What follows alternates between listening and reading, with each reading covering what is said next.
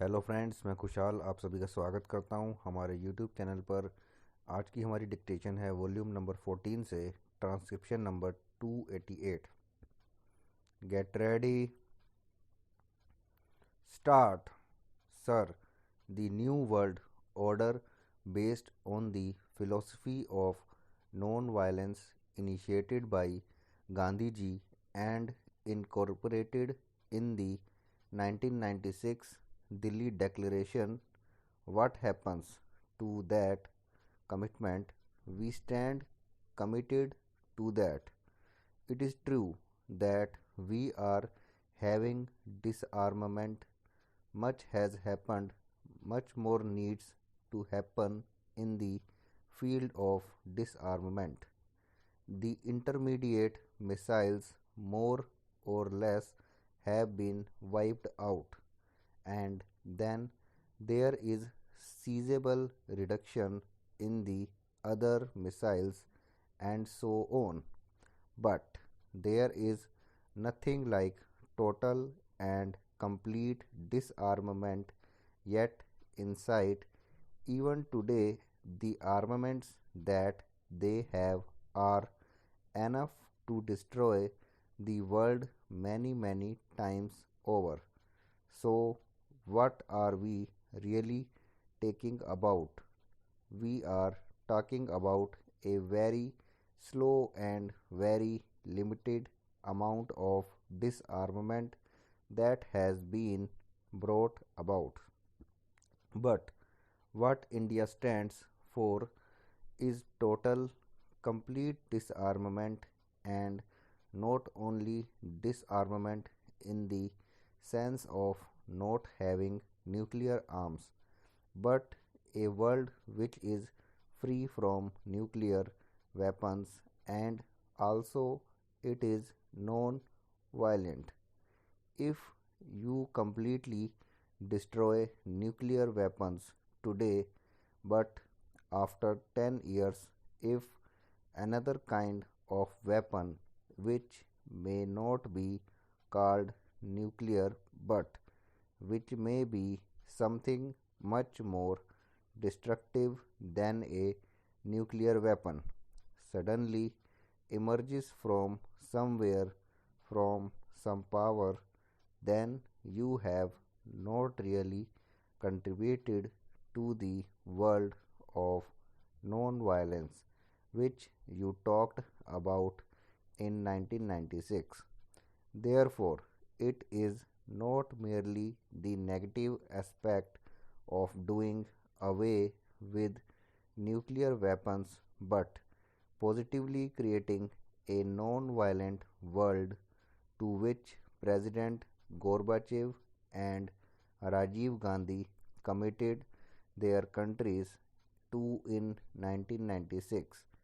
That commitment, Mr. Speaker, Sir, remains, and that commitment will India complete. So it is not as if India is left without a role. Now we have been again baffled by what happened in the Soviet Union. The Soviet Union is much larger country, much more powerful and very important country in world affairs, to which we have always been looking for friendship and support. Apart from what happens to the future of the Soviet Union, about which I am not as pessimistic as some people are, I would like to say that in respect of our relations with the Soviet Union, about which some people might think that these relations may get shattered, our economic cooperation might be in doldrums. I believe this is only a passive phase.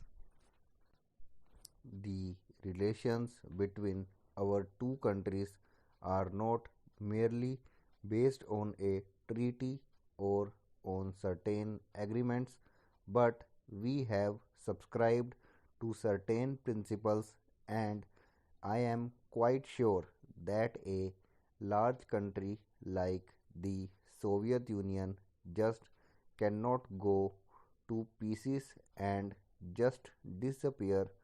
It is not possible. They will certainly find a way of again consolidating the country, maybe on different lines, maybe in a different context, but I do not see anything beyond that happening, which would completely disrupt our relations either in the economic field or in the political field. I do not expect that. I cannot spell out anything more, nor can any member spell out anything more than this at the moment. Not even the friends abroad with whom I have had occasion to speak. Everyone seems to be equally uncertain.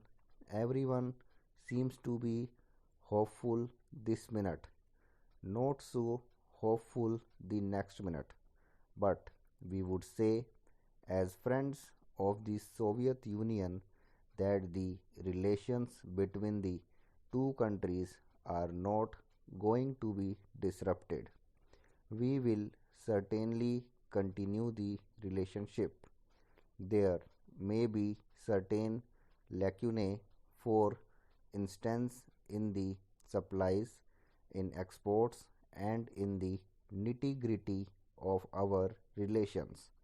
These are important. We cannot minimize the importance of these things. But I understand that whenever we have taken up any of these matters with the Soviet authorities, they have responded with whatever expedition that they could manage at the moment. Maybe after 2 months, 3 months, or 4 months, they would respond more expeditiously.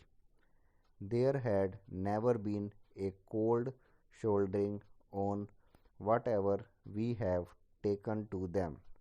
There had never been a negative response from them, and therefore we have nothing to worry about it except that we will have to wait for the time when, on the other side, our friends are able to respond properly.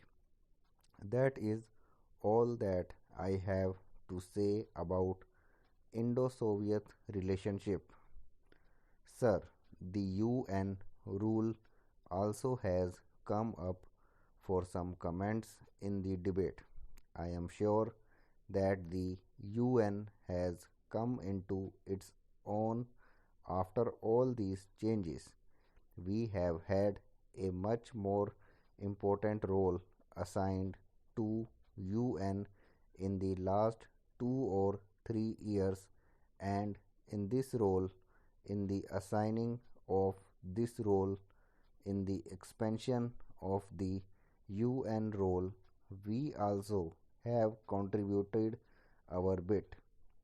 There is hardly any speech of the External Affairs Minister of India, of the Prime Minister of India, which did not emphasize a much more decisive and important role for the UN. Thanks for watching this video.